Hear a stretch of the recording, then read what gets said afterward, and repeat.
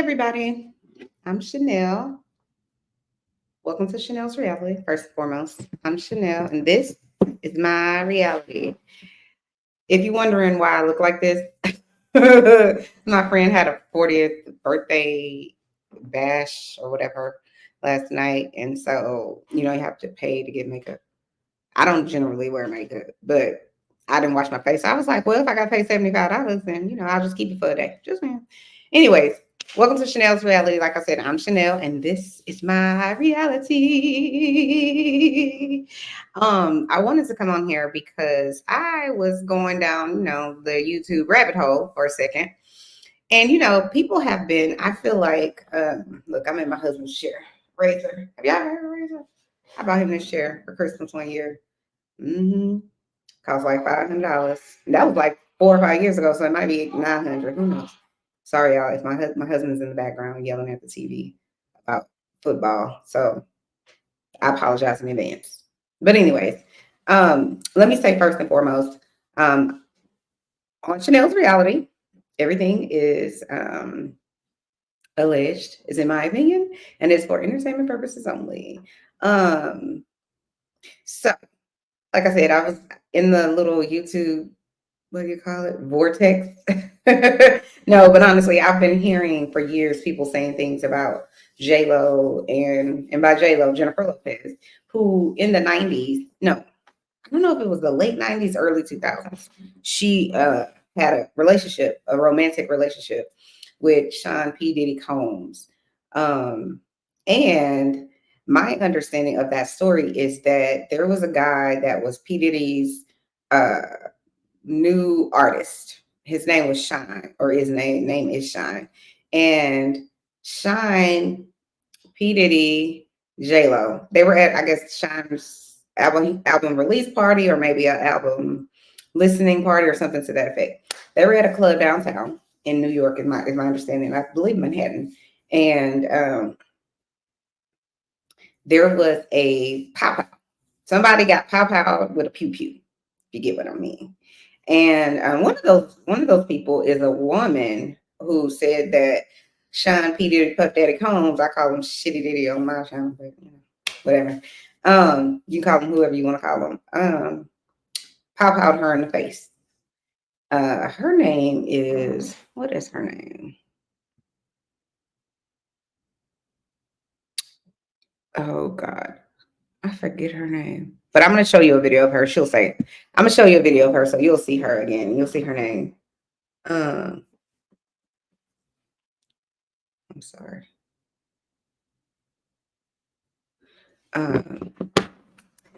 So, but anyway, back to J-Lo, because J-Lo allegedly was there and saw what happened, allegedly put the pow-pow that P. Diddy allegedly brought to the event in her purse. They got into a vehicle once the pow-pow went down and sped off in their vehicle, or Puff Daddy's vehicle.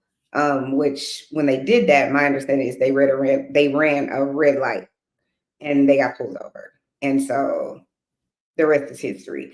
But the purposes of this video, the reason I'm even bringing this up is because I'm not one of those people who wants to just go down the conspiracy vortex. I believe in facts, and I believe just because you have some information, it doesn't necessarily make it a fact.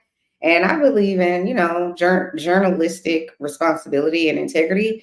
So I don't think people should just put things on the internet and speak of them as if they're facts when they're someone's opinion.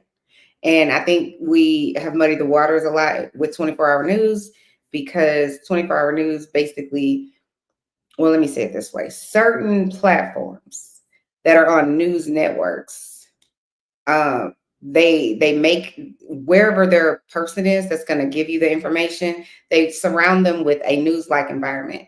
And people, especially younger people or whomever, they can't necessarily decipher the difference, or they can't see this is just someone being a commentator versus someone who is actually has legitimate information or has a legitimate platform that they're speaking on. So that's my issue with that. So sometimes people, it's just not it's not fair, and I just feel like it's reckless to do those things. But at any rate, this is an opinion channel, so everything on here, like I said, is in my opinion and for entertainment purposes only, and it's all alleged. So let's get into, oh, that's what I was going to say.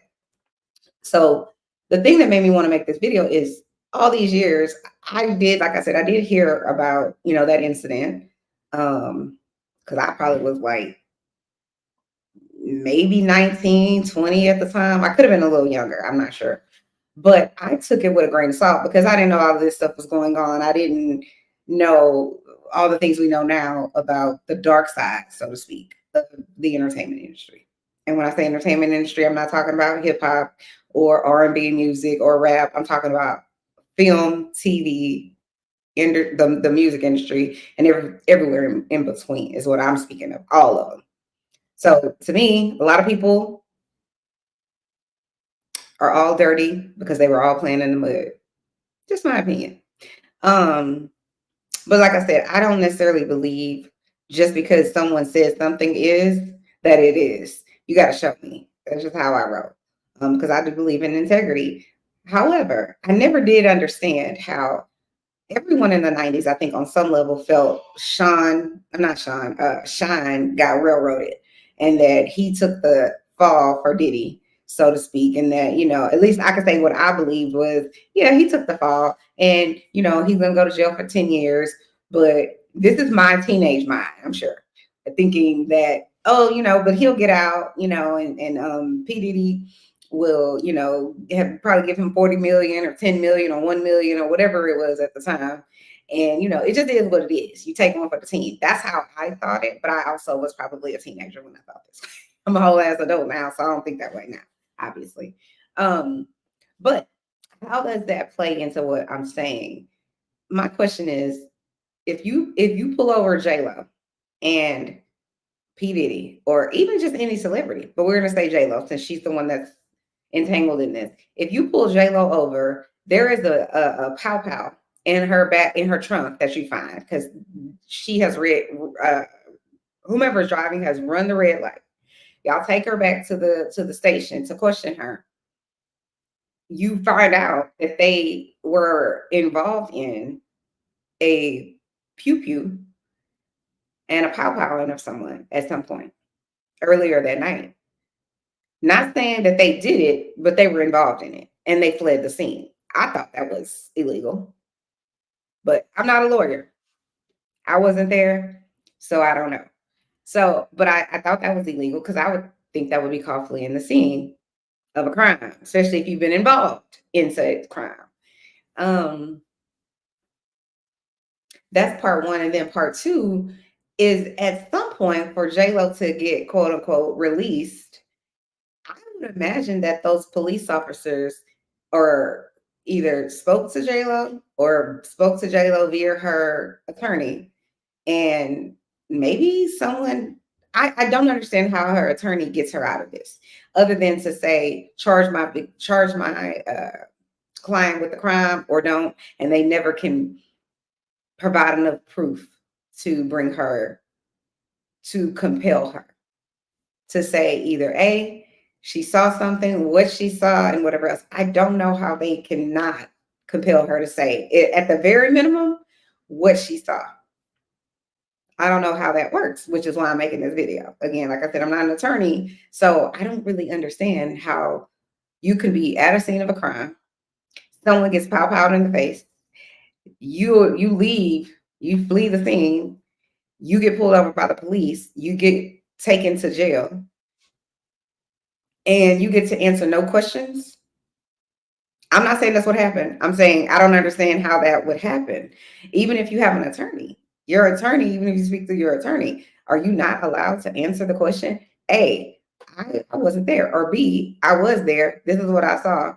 But I'm not, I don't know. I guess an attorney would have to say, and my guess is that I'm not allowing you to ask my client any of these questions. If you feel that she's done X, Y, and Z, or if the DA or whomever presents her attorney with some evidence that may be incriminating, then they may say, okay, well, let's work out a plea deal or something like that. But my understanding is Jennifer Lopez was let out of jail along with Sean Puffy Diddy Combs, Shitty Diddy is what I call him.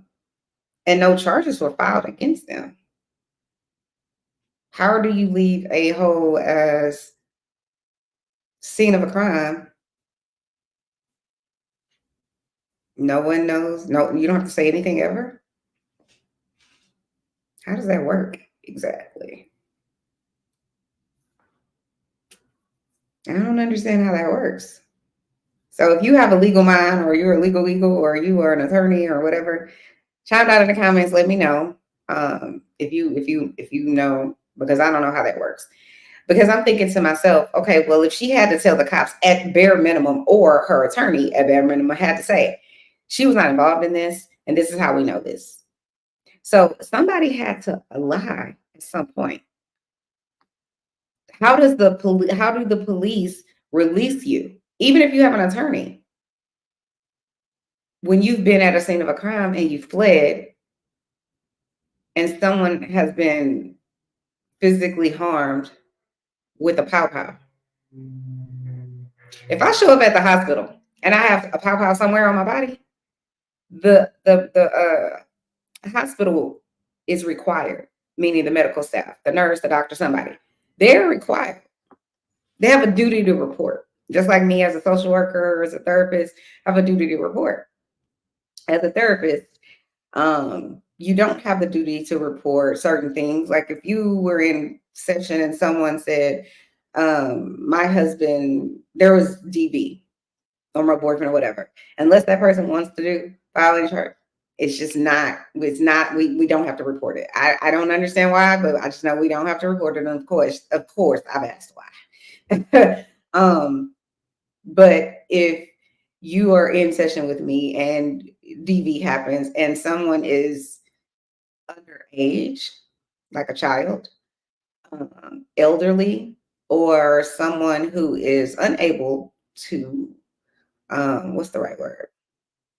Defend themselves. So someone who may have a severe case of, let's say, intellectual disabilities. I know for sure if there's a child involved and you're in DV and that child gets harmed in some way, I have to report it. I'm going to tell them that I have to report it, but we established that in session 1, probably scene 1 of informed consent, just saying, and confidentiality. But back to what I was saying, I don't get it. I don't understand how she was able to not say she did or didn't, unless the law says that you have to charge her with something, and then you can compel her, if she gets an attorney or whatever, to speak in court or not speak in court. They say you have the right to remain silent. Listen, you do. And I think you should use that right at your, everywhere you go, employment, because they will use that against you. They will, and they can use whatever against you. They may not use it against you today because they like you. But in 3 months, 2 years, something, you come and you say, oh, this person did this to me, or this wasn't fair, you want to sue them, I promise you, or they want to terminate you, they're going to use all of those things against you. That's why I say use it wherever you can. But anyway, let's get into it. So I'm going to share my screen. And, oh no, I had it ready and then it went somewhere. Hold on. I'm going to share my screen because everybody is saying that Jennifer Lopez is missing. Where did she go? Let's take a listen. Behavior occur and did nothing. And I'm talking about the people that participated, encouraged it, egged it on.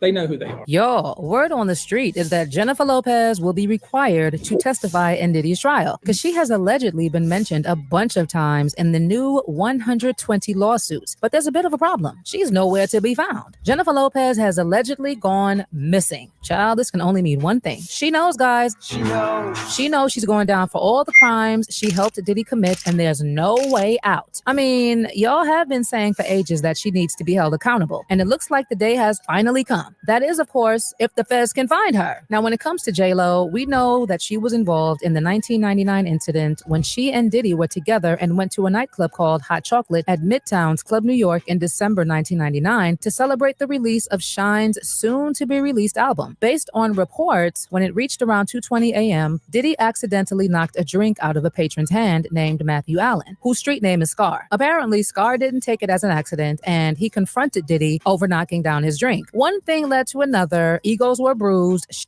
were fired, and Natanya Rubin, who was caught in the crossfire, confirmed that J-Lo smuggled the Bang Bang into the club, and she is the one who handed it to Diddy before they ran away. Honey, immediately after the incident, J-Lo and Diddy sped away in a 1999 Lincoln Navigator, but ran a red light and were pulled over by the police. Based on police reports, they were both in possession of a stolen 9mm, which was found in the trunk, and they were both arrested. But J-Lo's horror show didn't end there, because her next 14 hours were spent in a cell, and the police source said she took turns crying unintelligibly and sobbing uncontrollably. Eventually, both Diddy and J-Lo walked away. But unfortunately, Shine was the fall guy for the incident because J-Lo lied to the jury about what happened and protected Diddy. Guys, this right here, this is what they're going to get J-Lo for. And the unfortunate thing for J-Lo is that people like Shine and Natanya are willing to collaborate with the feds. Natanya even said that she was willing to have the fragments taken out of her face for ballistics evidence because she is happy to have the case reopened. Like, she is willing to have a doctor remove a part of it in her face so that they can use it as evidence if need be for the trial, even if it will cost her her life. You see, according to Natanya, at the time when the incident happened, people believed Diddy more than her. But at the time, she couldn't do anything because, one, Diddy was more powerful, and two, she was also a mother, and her focus was just getting to her kids safely. But now she feels like justice finally needs to be served, and even J-Lo needs to go down for her involvement and for lying in front of a jury. Basically, J-Lo smuggled a firearm into a club, handed it to Diddy, who had the intention to harm. Then she and Diddy ran away after the incident, lied about what happened. They made sure J-Lo also lied to the police and to the grand jury, and then they both made sure that someone else went to jail for their crime. The other thing is that Lil Rod mentioned the 1999 incident in his lawsuit, alleging that Diddy bragged about getting away with crimes. Specifically, Lil Rod shared that Diddy was responsible for what happened in the nightclub in New York City with Shine. Okay, so let me stop it there. You remember I was saying that there was a lady that got pop out in the face? Okay, so let me go ahead and try to, I'm going to share my screen so you guys can listen to what she has to say about what happened to her.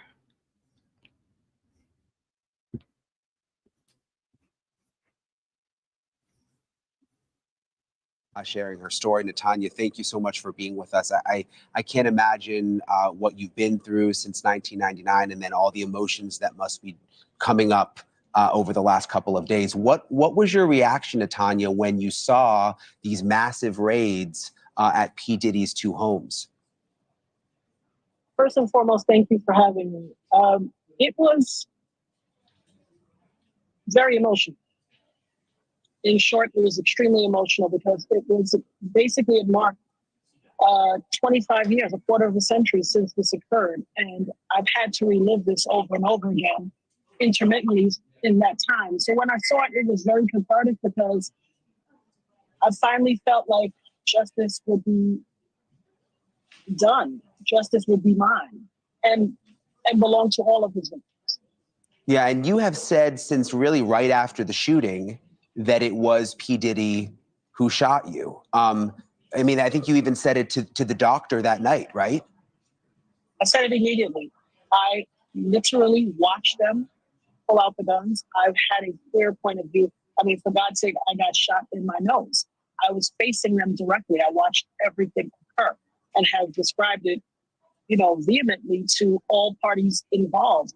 I think in our society, we have respectability politics. There are people who want to be adjacent to power or celebrity or money, and there's a hierarchy of respectability. Because his name was more notable, he was believed rather than a victim who gave a first-hand account. By the grace of God, I survived. Yeah, and this was also a different time. I mean, things were very, very different in 1999. I mean, did you sense right from the beginning that no one believed you? Well, I don't think that was on my mind. I think first and foremost, I'm a mother. I'm a mother of 3. At the time, I was a mother of 2. And just surviving and getting home to my children was of the utmost importance to me. Being whole and being able to mother them. That was, primary on my list.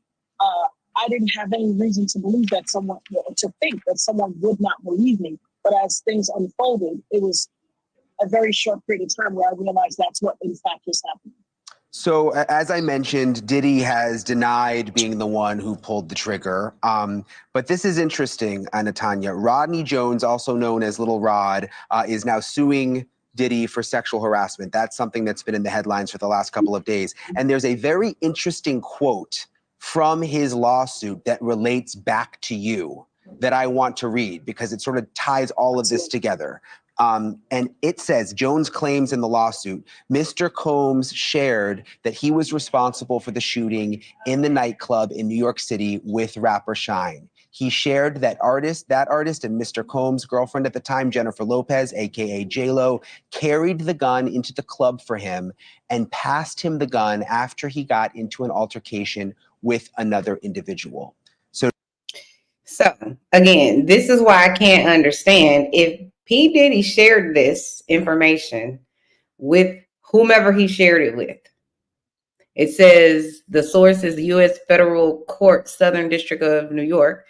If this information was shared, I don't understand how J-Lo was never charged and how Diddy was never charged with anything. I mean, I understand it now because as all of this stuff unfolds, we get that, listen, there's a lot of money and real power out there that we probably never get to see as the general public, so to speak. But I'm like, if that's the case, shouldn't someone have said at the very least, shouldn't she have been compelled and him compelled to say, this is what I saw. I saw this happen. I saw this Shine guy pull out a pew pew and pow pow someone else or this lady in the face. And then once you do that, make that statement, I guess you could say they can make it to the police and it's not necessarily perjury, because I think it's only perjury once you say it on the stand. But at the very least, if J-Lo was asked these questions by any sort of law enforcement, I would say there's a number of charges. Should tampering with the witness, lying to law enforcement, lying to the FBI. I'm sure there's some sort of a charge that could happen. So that's why it's irritating to me. And I don't know, J-Lo, I don't know none of these people. I wasn't there. So I don't know. And everything's alleged. But I don't understand how there's no charges whatsoever in sight. Yet this man goes to prison for 10 years. Let's continue. So now you have Little Rod in this new lawsuit saying that Diddy told him that he actually was responsible. I mean, what did you think when you read that?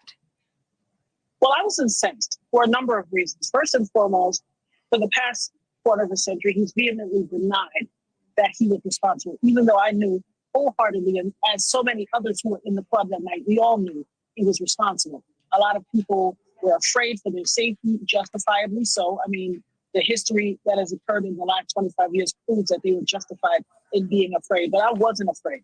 I wasn't afraid because I still bear I have 9 bullet fragments remaining in my face. So when I saw that count 128, that's actually count 128 of the lawsuit. When I saw that on a podcast that was analyzing all of the counts, I knew I had to speak. I had no intention of going viral. I was just getting it out of me. I have a mantra, having my say. There was a time a few years ago where I had a talk radio show called Having My Say. And that's very important to me. I believe everyone is entitled to have their say. Far too often we don't hear people or listen. And so I just wanted to get it out of me because it was like an audible, deep breath that I needed to take. And I made the TikTok video not expecting it to go viral. Went to pick up my daughter, came back home, and she's like, and I literally told her, I'm like, well, you're probably going to see it tomorrow. I made a video on TikTok. Maybe 100 people will see it. By the time we got home, she said, Mommy, it was 70,000 people. And I could not believe it. Wow. But it was time. It was time for me to speak. I'd stayed quiet for 25 years. It was my time to speak. Okay. So I'm sure a lot of people have heard of her. And I think it's powerful that she says, I was not afraid because, listen, If someone pow me in the face, I might be afraid. maybe, maybe, maybe I'm just wired differently. Sorry. I have to send my address to the lady that's coming over for I think I told y'all my house caught on fire.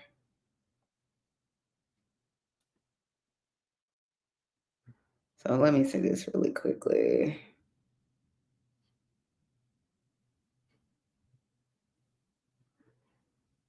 Okay. Sorry. Yeah, I'm probably gonna be a little scared, especially if that person is a big celebrity.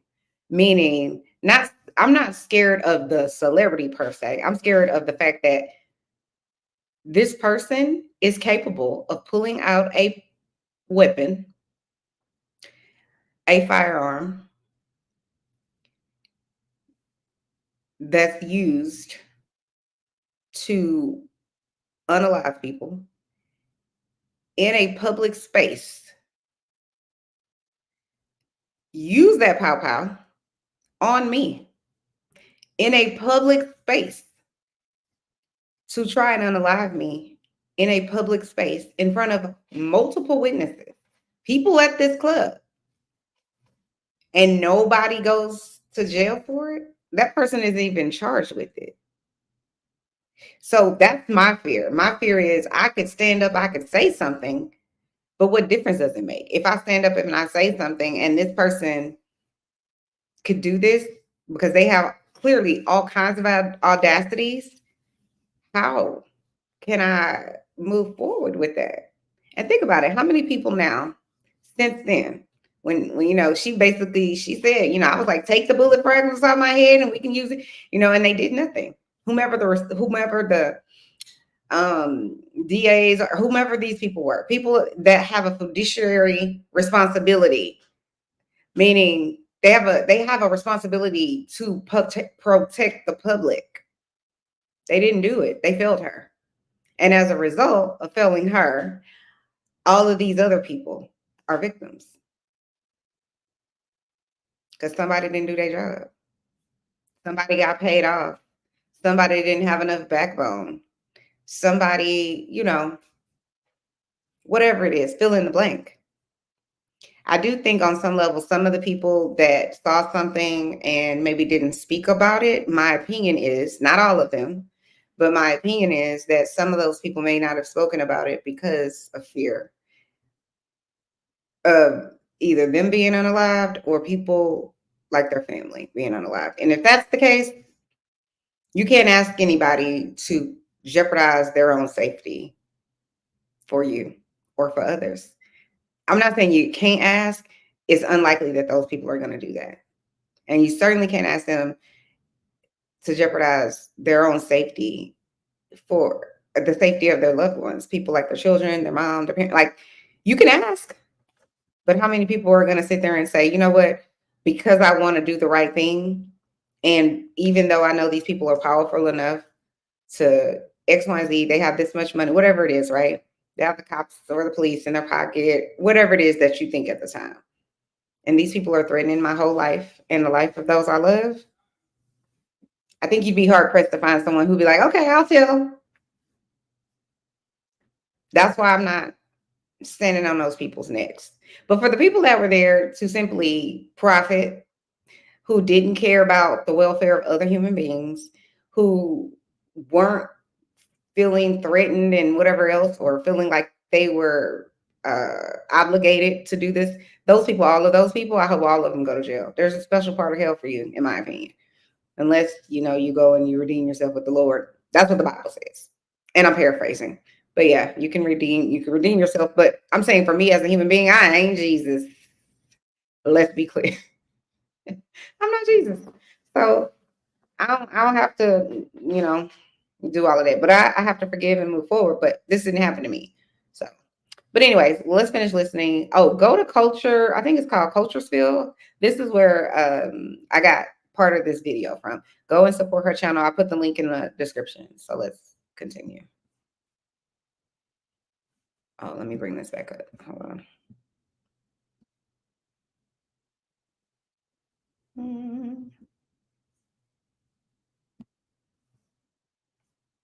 Okay, here we go.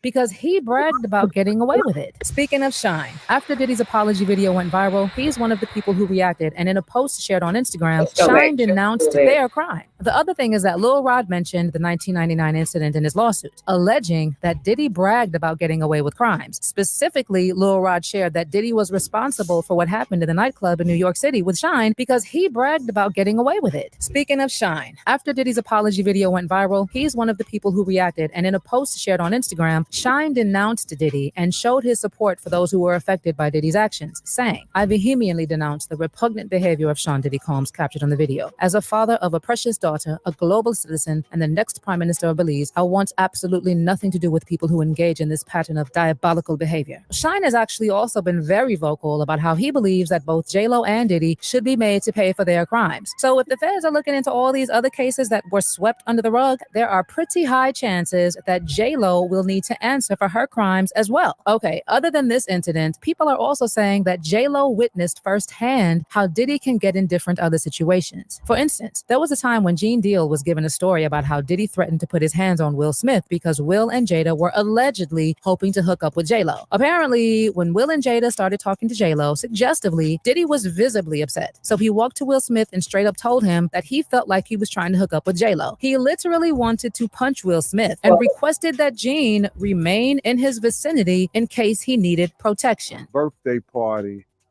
that I think either Matt Damien was giving for Ben Affleck. It was just a little gathering. It was at the Four Seasons. Will Smith and his sister and her husband, we were all sitting on this side of the room. Matt Damien, Ben Affleck, Jennifer Lopez, Puff, Will Smith, and Jada, and it was sitting on the other side of the room. What's wrong with these burger buns? They taste perfectly delicious, but due to a production mishap, their bottoms are slightly curved. So I know Puff so well that he stood up. When he stood up, he walked and did his arm some kind of way, like, and then he was like this, you know, like that. I went over towards him. I know to go over there towards him. So I go over towards him. And he said to me, he said, "Yo, I think Will and Jada is trying to scoop up Jennifer. I want you to stay close because I'm going to snuff them." In addition, some people are also speculating that J-Lo's name will come up in the new lawsuits that have been filed because she was allegedly more involved with Diddy's crimes than we could have ever imagined. In case you missed it, lawyer Tony Busby said he is representing 120 accusers who plan to file civil lawsuits across multiple states. He says he has cases from 60 men and 60 women, and 25 were not of age at the time of the alleged crimes, with the youngest being a 9-year-old boy who claims his incident happened during an audition at Bad Boy Records. Tony says that in several cases, many of these people allege that they were with horse tranquilizer, and that many of the incidents occurred at Diddy's infamous parties, which J-Lo attended. Tony actually claimed that more than 3,280 individuals contacted his firm, and he was representing 120 of those, some of who have spoken to the FBI. Allegedly, some of these cases occurred when Diddy was with J-Lo, meaning that she may have been aware of the things that were happening. Child, if she could comfortably help Diddy commit a crime and help frame someone else for it, can you imagine just how far J-Lo might have gone when she was with Diddy? The streets are actually saying that after Ben Affleck realized who he was married to, he dumped J-Lo. Allegedly, Diddy was the reason why J-Lo and Ben Affleck separated, because if you look at it, they started publicly having issues around March, which is when Diddy's houses were being raided. Then Suge Knight said that their issues escalated because Ben saw some of the tapes that were retrieved from Diddy's houses. They go raid Puffy's house, and they get all these videos of J-Lo doing this and J-Lo doing that. And they know the fact that J-Lo lied and said. Hold on. Again, let me put in here, all of this information is alleged. And I'm not 100% sure why we trust in Suge Knight. But especially since he had a record label called Death Row. And he was in the vehicle when Tupac was pow and no longer with us. and he's in prison for unaliving a person. But I guess just because you're a criminal doesn't necessarily mean you wouldn't be able to tell the truth about criminal life. Take it with a grain of salt.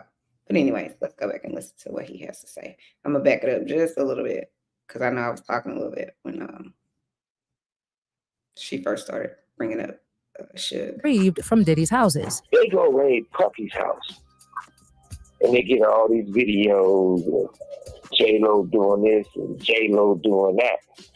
And they know the fact that J-Lo lied and said that the gun was Sean's or whatever, and took that man to prison and destroyed his life, and she knew it was Puffy. I'm quite sure they probably called the FBI, gave respect, a courtesy call up there and act like it's a white man who got respect in the white world.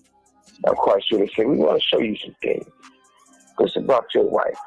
When he sees this shit that her and Puffy was doing and who they were doing it with, I'm quite sure they gave his ass those tapes.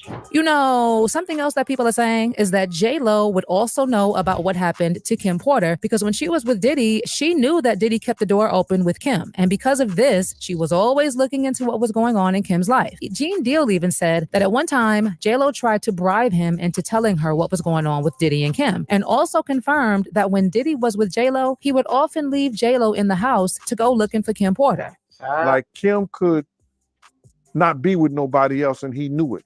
Savage. And he could do whatever he want to. You know what I'm saying? And even when he was with J-Lo, like we'll put J-Lo in the house and he'll call and Kim wouldn't answer. And if she was out, he would ask the babysitter, you know, do you know where she at? Well, she said she was going to be here because she had Kristen at the time. You know what I mean? So now we going where Kim is at. And if she was with somebody, he made it very uncomfortable for that person to be with, using the bodyguard. So in the process of trying to investigate what was going on between Kim and Diddy, can you imagine what she may have found out? Of course, we've also had people saying that maybe we should be looking at this from a different angle, which is that J-Lo may have been Cassied like several other women and really didn't have a choice when it comes to Diddy. Her fans are saying that maybe she was being forced to lie and commit all these crimes with Diddy. I have decided to tell my story that I've never shared with anybody in the world. I mean, in her Amazon Prime Video documentary, The Greatest Love Story Never Told, which follows the making of her original music film, J-Lo opens up about past experiences from which she had to move on, especially one that ended badly. In fact, in the documentary, she opens up about DV when she discusses filming scenes for her song Rebound, where in one scene, she and a love interest in the film perform a choreographed dance routine portraying a toxic relationship. Then she is seen saying later, I'm glad that one's behind us, as she walks from the set to her trailer. What follows after that is J-Lo gets emotional during a car ride when she's asked about filming that particular storyline. And she says, being thrown around and manhandled like that is not fun. I was never in a relationship where I got beat up, thank God, but I've definitely been manhandled and a couple of other unsavory things. Rough, disrespectful. So I'm gonna end it there. Like I said, go ahead and check out Cultural Spill because she has really good content. If you want content that is on some level, I believe, researched, but it's still an opinion show. So it's all alleged on some level. But I enjoy her channel. But tell me, you guys, what do you think? I mean, do you think that J-Lo should be held accountable for anything? For any of the things that have transpired since her relationship with P Diddy, Sean Puffy Diddy Combs, Brother Love, or whatever it is he's calling himself these days? Do you think? Because see, I feel like I'm caught in the middle. Like on one hand, like I said, if you were there and you witnessed certain things, but someone has threatened you and or the life of your family, you may decide, you know what, this isn't worth it. I don't have nothing to say. I'm not going to speak about this person. I don't have nothing to say. If that's the case with J-Lo and others, I don't know. Like, I feel a way about Usher. You know, a lot of people are like, okay, well, Usher was a victim as well. And I wholeheartedly believe that. I believe that 1,000%. My issue with Usher is if what's been alleged happened to you, which is forced sexual encounters. I'll say it like that. With this man, Sean P. Diddy Combs, and possibly others, if that is your story and you were scared and, or, you know, because obviously this happened to him as a child, if it happened, and I believe that it did, but I'll say allegedly, then maybe you grow up, you become this famous star, you want to report it. Maybe you don't want to report it because the public will shame you, or you will get taken down by this guy who's giving you, quote unquote, giving you this big opportunity to become who you are, the usher of Confessions and My Way and all of these other hits, right? And now you have children. It's not only your life, it's their life.